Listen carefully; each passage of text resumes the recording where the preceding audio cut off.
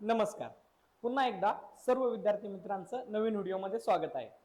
आतापर्यंत आपण या चॅप्टरचे 4 लेक्चर पाहिलेले आहेत. आता आपण लेक्चर नंबर 5 पाचव्या लेक्चरकडे वळत आहोत. तर आतापर्यंत आपण काय काय पाहिलं एकदा थोडंसं थोडक्यामध्ये सांगतो. लेक्चर 1 मध्ये आपण कार्बोहायड्रेट, प्रोटीन्स आणि फॅट्स याबद्दल माहिती मिळवली. लेक्चर नंबर 2 मध्ये आपण विटामिन्स आणि वॉटर आणि त्याचबरोबर आपण इंट्रोडक्शन ऑफ रेस्पिरेटरी सिस्टीम किंवा रेस्पिरेशनचं इंट्रोडक्शन आपण पाहिलं. थर्ड लेक्चर मध्ये आपण ॲरोबिक रेस्पिरेशन आणि अनॲरोबिक रेस्पिरेशनला डिटेलमध्ये पाहिलं. फोर्थ लेक्चर मध्ये आपण एनर्जीचे टाइप्स पाहिले, जसे की डायरेक्ट एनर्जी म्हणजे एटीपी आणि इनडायरेक्ट एनर्जी म्हणजेच FADH2 आणि NADH2 पाहिला. आणि त्याचबरोबर लास्ट लेक्चरला आपण सेल डिव्हिजनसाठी लागणारं जे बेसिक आहे ते पाहिलं, जसं की आपण सोमॅटिक सेल काय आहे, जर्म सेल्स काय आहे आणि स्टेम सेल्स काय आहे यांचा एक बेसिक आयडिया घेतली. या लेक्चर मध्ये आपण सेल डिव्हिजन मधला जो मायटोसिस पार्ट आहे तो पाहणार आहोत. तर चला आपण या व्हिडिओला सुरुवात करूयात. तर सगळ्यात पहिल्यांदा आपल्याला हा भाग समजण्यासाठी सगळ्यात पहिल्यांदा सेल समजणं महत्वाचं आहे. उदाहरणार्थ हा आपला सेल आहे आणि तुम्हाला माहित असायला पाहिजे की हा सेल मेम्ब्रेन असतो, यालाच प्लाझ्मा मेम्ब्रेन सुद्धा म्हणतात. मी वारंवार म्हणजे बऱ्याच व्हिडिओमध्ये त्याच गोष्टी रिपीट करत असतो जेणेकरून तुम्ही विसरू नये. सेल मेम्ब्रेन आणि हा जो न्यूक्लियस आहे यांच्यामध्ये जो हा जो पार्ट आहे याला सायटोप्लाझम म्हणतात आणि मराठीमध्ये याच सायटोप्लाझमला आपण पेशीद्रव्य असं म्हणतो. आणि हा जो आतला जो भाग आहे याला आपण म्हणतो न्यूक्लियस. याला काय म्हणतो? न्यूक्लियस. येते लक्षात? या गोष्टी लक्षात राहू दे. याला म्हणतात न्यूक्लियस. हा झाला न्यूक्लियस आणि हा न्यूक्लियस झाला आणि हा त्याच्यावरचा हा जो कवरिंग आहे याला न्यूक्लिअर मेम्ब्रेन असं म्हणतात. म्हणजे या कवरिंगला काय म्हणतात? Nuclear membrane. Nuclear membrane. ठीक आहे. आणि हा जो आहे पूर्ण तो काय आहे? न्यूक्लियस आहे आणि याला म्हणतात सेल मेम्ब्रेन. आणि त्याचबरोबर हा काय झाला मधला? सायटोप्लाझम. ठीक आहे. हे झालं या सेल साठीचं बेसिक. आता सेलचं डिव्हिजन होत असताना सगळ्यात महत्वाचं सेलचं डिव्हिजन म्हणजे आता या सेलचे 2 सेल बनले पाहिजे, बरोबर आहे. तर या सेलचं डिव्हिजन होताना एका सेलचे 2 सेल बनतात. तर ते कशा प्रकारे होतं? कारण याच्यामध्ये 2 घटक आहे, एक म्हणजे न्यूक्लियस आणि दुसरा म्हणजे हा जो आहे न्यूक्लियस सोडता उरलेला सायटोप्लाझम, बरोबर आहे. मग सगळ्यात पहिल्यांदा या ठिकाणी न्यूक्लियसचं डिव्हिजन होतं. कोणाचं डिव्हिजन होतं? न्यूक्लियसचं. म्हणजे न्यूक्लियस डिवाइड होतो. एका न्यूक्लियसचे 2 न्यूक्लियस होतात, याला म्हणायचं न्यूक्लियसचं डिव्हिजन, बरोबर आहे. आणि त्यानंतर सायटोप्लाझमचं डिव्हिजन होतं. येते लक्षात? मी दाखवतो. पहा काय होतं. पहिल्यांदा हा जो एक न्यूक्लियस आहे, पहिल्यांदा एका न्यूक्लियसचे 2 न्यूक्लियस बनतात. येते लक्षात? आणि नंतर हा सायटोप्लाझम सुद्धा डिवाइड होतो आणि या सायटोप्लाझमचे एका सायटोप्लाझमचे किती सायटोप्लाझम बनतात? 2. अशा प्रकारे म्हणजे सगळ्यात पहिल्यांदा हा सेल आहे, सेलच्या पहिल्यांदा न्यूक्लियसचं डिव्हिजन होणार. न्यूक्लियसचं डिव्हिजन आणि नंतर कोणाचं डिव्हिजन होतं? सायटोप्लाझमचं डिव्हिजन होतं. येते लक्षात? पहिल्यांदा न्यूक्लियसचं डिव्हिजन होणार, दुसऱ्यांदा सेकंड स्टेजला सायटोप्लाझमचं डिव्हिजन होणार. याच 2 स्टेप मध्ये सेल डिव्हिजन होत असतं. म्हणजे पहिल्यांदा न्यूक्लियसचं डिव्हिजन होतं, एका न्यूक्लियसचे 2 न्यूक्लियस तयार होतात आणि नंतर या सायटोप्लाझमचं डिव्हिजन होतं. म्हणजे एका सायटोप्लाझमचे 2 सायटोप्लाझम काय होतात? तयार होतात. आणि अशा प्रकारे एका सेलचे किती सेल बनतात? 2 सेल बनतात. आता ऐका, एका न्यूक्लियसचे 2 न्यूक्लियस होतात म्हणजेच न्यूक्लियसचं जे डिव्हिजन होतं ना त्याला म्हणायचं कॅरिओकायनेसिस. काय म्हणायचं? कॅरिओकायनेसिस. न्यूक्लियसचं जे डिव्हिजन होतं त्याला म्हणतात कॅरिओकायनेसिस. मग तुम्हाला जर कोणी क्वेश्चन केला की व्हॉट इज मीन बाय कॅरिओकायनेसिस, तर सरळ सरळ त्याचं उत्तर लिहू शकता, division of nucleus it means that कॅरिओकायनेसिस. आणि जे सायटोप्लाझमचं डिव्हिजन होतं दुसऱ्या स्टेप मध्ये, म्हणजे सायटोप्लाझम वेगळे होतात. सायटोप्लाझमचं जे डिव्हिजन होतं सायटोप्लाझमचं त्याला काय म्हणतात? सायटोकायनेसिस. ठीक आहे. मला वाटतं हे समजलेलं असेल. म्हणजे सेल डिव्हिजन मध्ये आधी कॅरिओकायनेसिस होणार म्हणजे डिव्हिजन ऑफ न्यूक्लियस आणि नंतर सायटोकायनेसिस होणार म्हणजे डिव्हिजन ऑफ सायटोप्लाझम. अशा प्रकारे चला मग आपण आपल्या पुढच्या पॉईंटकडे जाऊ. हे पाहिलेलं होतं की टाइप्स ऑफ, लास्ट लेक्चरला हेच पाहिलं की सेल डिव्हिजनचे टाइप. तर आज आपण मायटोसिस शिकणार आहोत. काय शिकणार आहे? मायटोसिस. आणि मायटोसिस कोणत्या सेलमध्ये होतो? सोमॅटिक सेल आणि स्टेम सेलमध्ये मायटोसिस होतो. आणि इथं तुम्ही पाहू शकता की मायटोसिस 2 स्टेज मध्ये होतं. एक म्हणजे कॅरिओकायनेसिस आणि कॅरिओकायनेसिस म्हणजे काय? डिव्हिजन ऑफ न्यूक्लियस, बरोबर आहे. Division of nucleus. आणि कॅरिओकायनेसिस म्हणजे काय? Division of cytokinesis, division of cytokinesis, sorry cytoplasm, sorry division of cytoplasm. अशा प्रकारे मग कॅरिओकायनेसिस पुन्हा 4 टप्प्यामध्ये पूर्ण होतं. किती टप्प्यात पूर्ण होतं कॅरिओकायनेसिस? 4 टप्प्यामध्ये. कोणकोणते ते? इथं जर तुम्ही पाहिलं तर prophase, metaphase, anaphase, telophase. Prophase, metaphase, anaphase आणि टेलोफेज कॅरिओकायनेसिस या 4 टप्प्यांमध्ये पूर्ण होतो. याला लक्षात ठेवण्यासाठी पी मॅट असं लक्षात ठेवू शकता. मॅट म्हणजे चटई. P mat. मग पी म्हणजे काय? प्रोफेज. एम म्हणजे काय? मेटाफेज. ए म्हणजे काय? एनाफेज.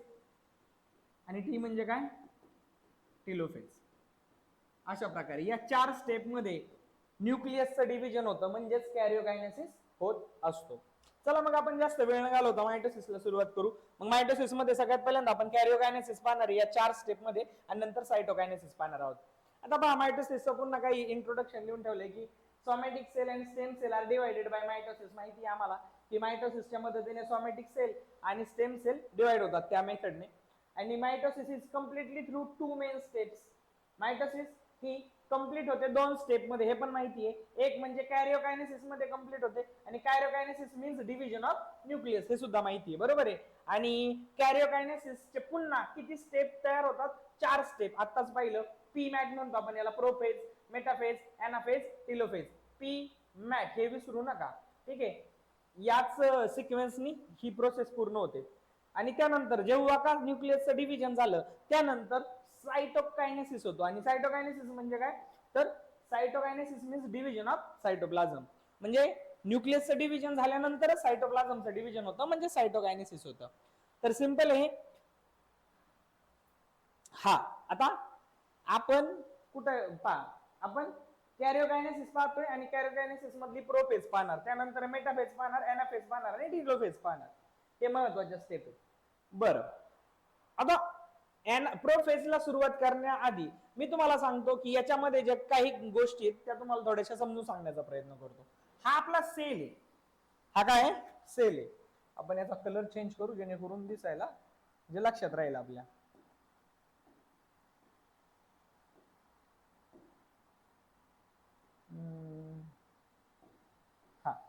हा जो आहे हा काय आपला सेल आहे. सेलचा तुम्हाला माहिती आहे, हा सेलचा कोण आहे? सेल मेम्ब्रेन आहे. माहिती ना, आत्ताच पाहिलं सेल मेम्ब्रेन. सेल मेम्ब्रेन बरोबर आहे. त्यानंतर हा दिसतोय डॉटेड लाईन मध्ये एक दिसतोय, तो काय आहे? न्यूक्लिअर मेम्ब्रेन आहे. तो काय आहे? Nuclear membrane. हा न्यूक्लिअर मेम्ब्रेन आहे. म्हणजे थोडक्यात हा काय आहे? पूर्ण आतला हा न्यूक्लियस आहे. आणि न्यूक्लियस मध्ये तुम्ही पाहू शकता हे कोण आहेत? क्रोमोझोम्स आहेत. न्यूक्लियस मध्ये हे कोण दिसतात तुम्हाला? क्रोमोझोम्स दिसतात. येते लक्षात? ठीक आहे. आता न्यूक्लियसच्या बॅक साइडला इथे तुम्हाला एक गोल भाग दिसतोय, पहा. दिसतोय तुम्हाला हा वाला? हा जो पार्ट आहे याला म्हणतात न्यूक्लिओलस. याला काय म्हणतात?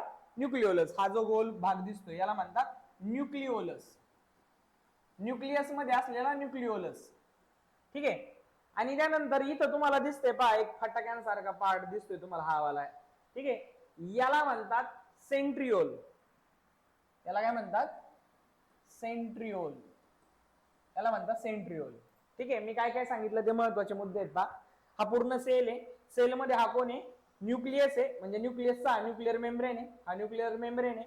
आणि न्यूक्लिअर मेम्ब्रेन म्हणजे हा न्यूक्लियस आहे. न्यूक्लियस मध्ये हा जो आहे हा क्रोमोझोम आहे, हा तुम्हाला माहिती आहे.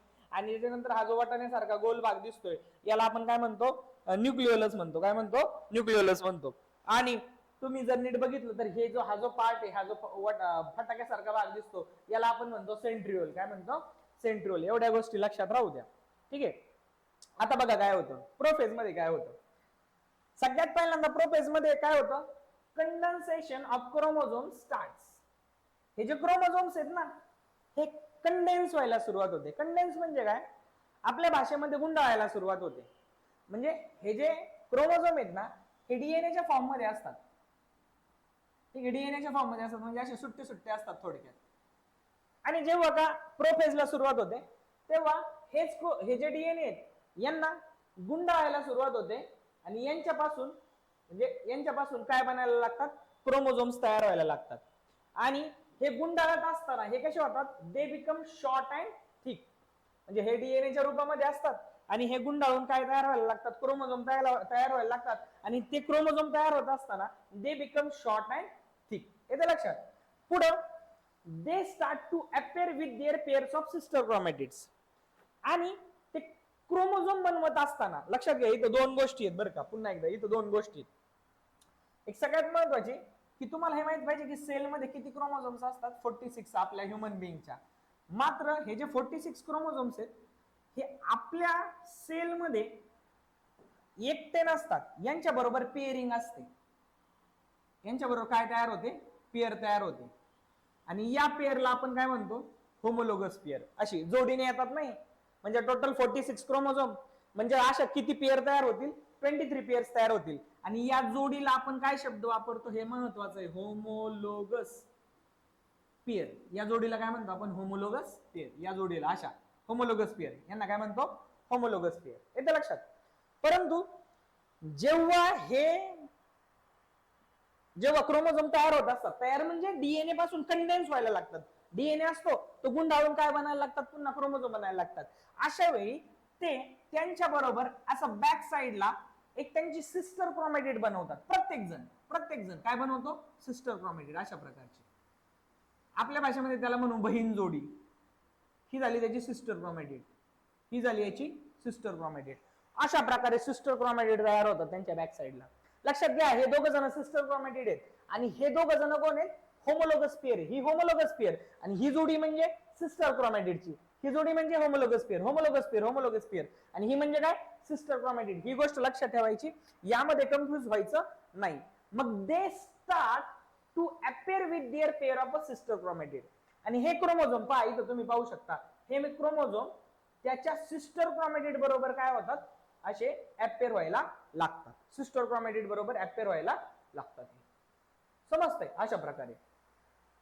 पुढं सेंट्रिओल्स डुप्लिकेट. हा जो सेंट्रिओल आहे हा एकच असतो, परंतु हा त्याचा एक डुप्लिकेट बनवतो आणि and moves to opposite poles of the cell.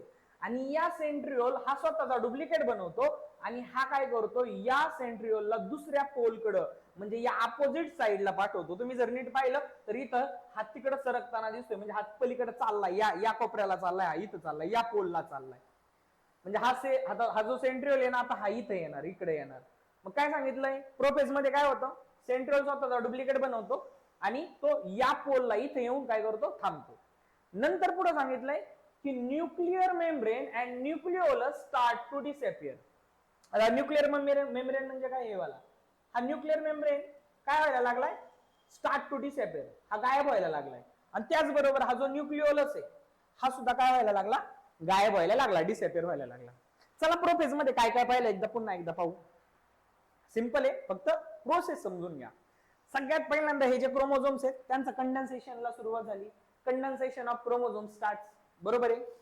आणि हे कंडेन्स होताना, क्रोमोझोम तयार होताना they become short and thick, त्यांची साईज आपोआप काय लागली, कमी दिसायला लागली. आणि त्याचबरोबर they start to appear with their pair of sister chromatid. आणि ते जेव्हा बनत असताना ते त्यांच्या सिस्टर क्रोमॅटिडच्या पेअर बरोबर बनायला लागले. मी तुम्हाला दोन गोष्टी सांगितल्या, होमोलोगस पेअर कशाला म्हणायचं आणि सिस्टर क्रोमॅटिडची पेअर काय असते हे पण एक लक्षात घ्या. आता हे झाल्यानंतर चौथी गोष्ट सांगितली की जो सेंट्रिओल आहे तो डुप्लिकेट करतो स्वतःला. म्हणजे हा जो सेंट्रिओल आहे हा स्वतःला काय करतो, स्वतःचा डुप्लिकेट बनवतो आणि तो start moves to opposite pole. म्हणजे हा आता सेंट्रिओल कुठे येणार, या बाजूला येणार, ठीक आहे. आणि शेवटी nuclear membrane and nucleolus start to disappear. म्हणजे हा जो न्यूक्लियर मेम्ब्रेन आहे हा काय व्हायला लागला, गायब व्हायला लागला, म्हणजे डिसअपियर व्हायला लागला. आणि त्याचबरोबर हा जो न्यूक्लिओलस आहे हा सुद्धा काय व्हायला लागला, गायब व्हायला लागला, म्हणजे डिसअपियर व्हायला लागला. सिंपल आहे. हे झालं प्रोफेज. हे काय झालं, प्रोफेज. आता याची पुढची जी प्रोसेस आहे ती नेक्स्ट स्टेज मध्ये होणार, म्हणजेच मेटाफेज मध्ये. आता मेटाफेज मध्ये काय होते पहा, एक तर सगळ्यात महत्वाचं जो न्यूक्लियर मेम्ब्रेन होता, तुम्ही पाहू शकता इथं न्यूक्लियर मेम्ब्रेन पूर्णपणे डिसअपियर झाला, गायब झाला. आणि न्यूक्लिओलस सुद्धा तुम्हाला पाहायला मिळत नाहीये. म्हणजे nuclear membrane and nucleolus completely disappear. जो न्यूक्लियर मेम्ब्रेन होता स्टार्ट टू डिसअपियर, म्हणजे गायब व्हायला सुरुवात झाली होती, आणि न्यूक्लिओलस पण गायब व्हायला सुरुवात झालेली. या फेज मध्ये सगळ्यात पहिल्यांदा ते पूर्णपणे डिसअपियर होतात, कम्प्लिटली डिसअपियर. दुसरी गोष्ट, जे क्रोमोझोमचं कंडेन्सेशनला सुरुवात झाली होती तिथं, त्याचं कंडेन्सेशन या ठिकाणी पूर्ण होतं आणि ते क्रोमोझोम कम्प्लिटली व्हिजिबल म्हणजे पूर्णपणे त्यांचं कंडेन्सेशन पूर्ण झाल्यानंतर ते कम्प्लिटली व्हिजिबल होतात with their pair of sister chromatid. त्यांच्या सिस्टर क्रोमॅटिडच्या पेअर बरोबर ते कम्प्लिटली दिसायला लागतात. मग chromosomes complete their condensation and clearly visible with their sister chromatid. Chromosome त्यांचं कंडेन्सेशन पूर्ण करतात आणि ते त्यांच्या सिस्टर क्रोमॅटिड बरोबर तुम्हाला या ठिकाणी पाहायला मिळतील. आणि पुढं all chromosomes are arranged parallel to equatorial plane. आणि सगळेच्या सगळे क्रोमोझोम्स जर तुम्ही नीट पाहिले तर कशा प्रकारे अरेंज झालेत पहा. इक्विटोरियल प्लेन, आडवी जी रेषा जाते ना त्याला इक्विटोरियल प्लेन म्हणतात, कारण यांना इक्वेटर म्हणतात. यांना काय म्हणतात? इक्वेटर. आणि या इक्वेटर मधून जी लाईन जाते त्याला म्हणतात इक्विटोरियल प्लेन. या इक्विटोरियल प्लेनला सगळेजण बघा कशा प्रकारे पॅरलली अरेंज झालेत पहा. बरोबर, एका लाईन मध्ये असे अरेंज होताना दिसतात. आता काय होतं, आता जर तुम्ही नीट पाहिलं, हा जो सेंट्रिओल आहे आणि हा जो सेंट्रिओल आहे, या सेंट्रिओल मधून काहीतरी बाहेर पडताना दिसतंय. बरोबर आहे, काहीतरी बाहेर पडताना दिसतंय. तर याला म्हणायचं स्पिंडल फायबर. याला काय म्हणायचं? Spindle fibre. आणि हे जे स्पिंडल फायबर असतात ना, हे प्रोटीनचे धागे असतात. कोणाचे धागे असतात? प्रोटीनचे धागे असतात. ठीक आहे, स्पिंडल फायबर प्रोटीनचे धागे असतात. तुम्ही जर नीट पाहिलं तर इथं काय झालंय की सेंट्रिओल, दोन्ही सेंट्रिओल मधून आणि या ठिकाणी जे क्रोमोझोमचा हा जो मधला भाग आहे ना, ज्याला म्हणतात सेंट्रोमियर. ज्याला काय म्हणतात? सेंट्रोमियर. जो क्रोमोझोमचा मधला जो मध्यबिंदू असतो त्याला सेंट्रोमियर म्हणतात. जर तुम्ही नीट पाहिलं तर सेंट्रिओल मधून ते जे धागे आहेत ते बरोबर सेंट्रोमियरला जाऊन काय झाले? अटॅच झाले. बरोबर आहे, बरोबर काय झाले? अटॅच झाले.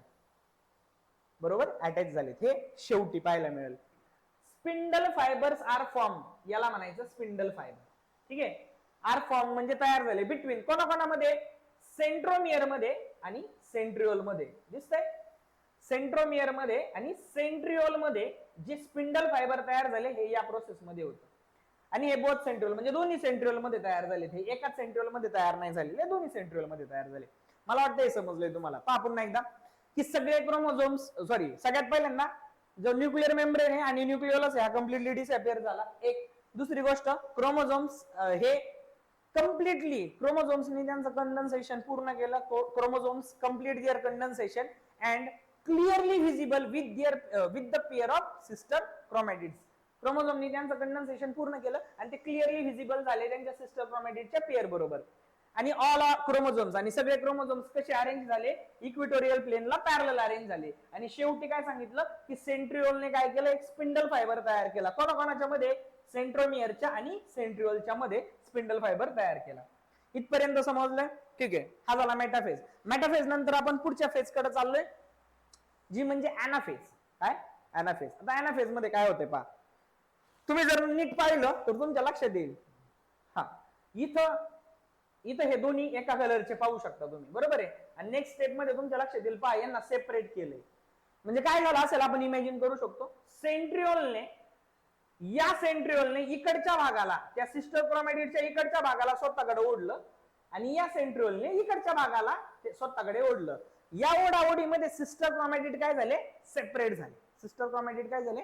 सेपरेट झाले. मग पहा, sister chromatids are separate with the help of spindle fibre. या स्पिंडल फायबरच्या मदतीने जे सिस्टर क्रोमॅटिड आहे ते काय झाले? सेपरेट झाले.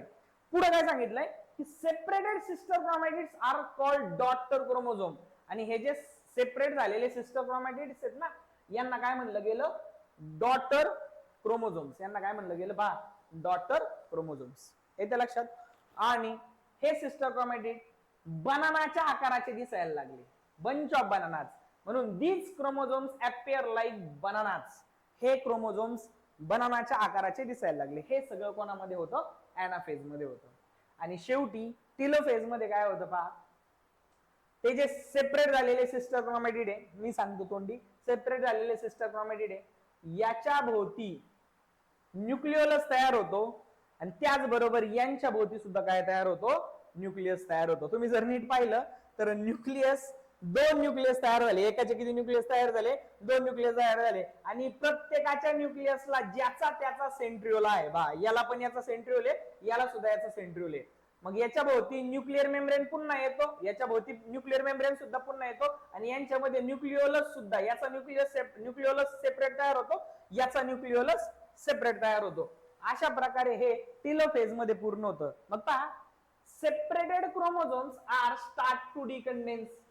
हे जे क्रोमोझोम्स आहेत ते पुन्हा डिकंडेन्स व्हायला सुरुवात होते, म्हणजे पुन्हा डीएनएच्या फॉर्म मध्ये जायला सुरुवात होते.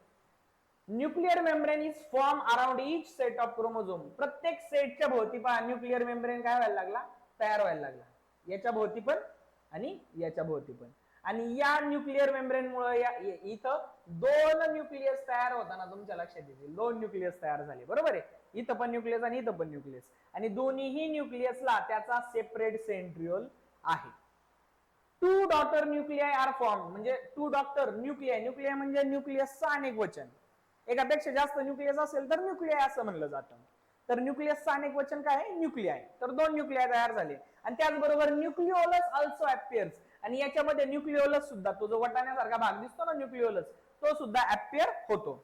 And in this way कॅरिओकायनेसिस completed. आणि अशा प्रकारे कॅरिओकायनेसिस पूर्ण होतो. कॅरिओकायनेसिस म्हणजे काय? Division of nucleus. आणि पहा इथं शेवटी तुम्ही पाहू शकता की एक न्यूक्लियसचे किती न्यूक्लियस तयार झाले? दोन न्यूक्लियस तयार झाले. पण हे होताना जर तुम्ही नीट पाहिलं तर या ठिकाणी या ओढाताणीमध्ये इथं पहा नॉच पडलाय. काय पडलाय? नॉच. नॉच म्हणजे खड्डा. नॉच म्हणजे काय? खड्डा. जसं पेपर असतो, पेपर जर दोन्ही बाजूने फाटला, म्हणजे दोन्ही साईडने जर ओढला पण, तर पेपर पहा दोन्ही साईडने कट होतो, बरोबर आहे. नॉच, नॉच पडतो म्हणजे खड्डा पडतो एक प्रकारचा. आणि याच्यानंतर या नॉच मुळे, या खड्ड्यामुळं काय होतं? या खड्ड्यामुळं हा जो भाग आहे हा वाढत, म्हणजे हा अजून फाटत चालतो. फाटत चालतो म्हणजे हा अजून वाढत वाढत वाढत वाढत चालतो. आणि सायटोप्लाझमचं सुद्धा काय होतं? डिव्हिजन होतं. आणि हा सेल पूर्ण वेगळा बनतो, आणि हा खालचा सेल सुद्धा पूर्ण वेगळा बनतो. म्हणजे याच ठिकाणी सायटोप्लाझमचं काय होतं? डिव्हिजन होतं. यालाच आपण म्हणतो सायटोकायनेसिस. मग सायटोप्लाझम डिवायडेड बाय सायटोकायनेसिस हे माहिती आहे आम्हाला. पण हा सायटोकायनेसिस कसा होतो? इन दिस प्रोसेस, म्हणजे या प्रक्रियेमध्ये नॉच इज फॉर्म. इथं काय बनलाय? Notch is form at the equatorial plane. त्या इक्विटोरियल प्लेनला नॉच तयार झाला. And which deepens gradually. आणि हा नॉच काय होत गेला? वाढत वाढत गेला. And thereby two new cells are form. आणि अशा प्रकारे दोन नवीन सेल्स तयार झाले. यालाच आपण म्हणतो सायटोकायनेसिस. सायटोप्लाझमचं जे डिव्हिजन होतं ना शेवटी, याला आपण म्हणतो सायटोकायनेसिस. तर अशा प्रकारे आपण मायटोसिस पाहिलेला आहे पूर्ण. तर मायटोसिस, प्रोफेज, मायटोसिस एकतर दोन स्टेज मध्ये होतो. एक म्हणजे कॅरिओकायनेसिस. कॅरिओकायनेसिस मध्ये 4 स्टेज आहेत. एक प्रोफेज, मेटाफेज, एनाफेज आणि टेलोफेज. आणि त्यानंतर होतो सायटोकायनेसिस, म्हणजे सायटोप्लाझमचं डिव्हिजन. आणि सायटोकायनेसिस खूप जास्त सोपं आहे. ज्या न्यूक्लियसचं डिव्हिजन करत असताना त्याच्या ओढाताणीमध्ये नॉच तयार होतो, आणि हाच नॉच वाढत जातो. आणि हा नॉच वाढत गेल्याने एका सेलचे किती सेल होतात? 2 सेल होतात. यालाच आपण म्हणतो सायटोप्लाझमचं डिव्हिजन, म्हणजेच काय? सायटोकायनेसिस. तर अशा प्रकारे आपण मायटोसिसला व्यवस्थित समजून घेतलेलं आहे. तर ठीक आहे, आपण नेक्स्ट लेक्चर मध्ये मिओसिस पार्ट कडे जाणार आहोत. तोपर्यंत धन्यवाद.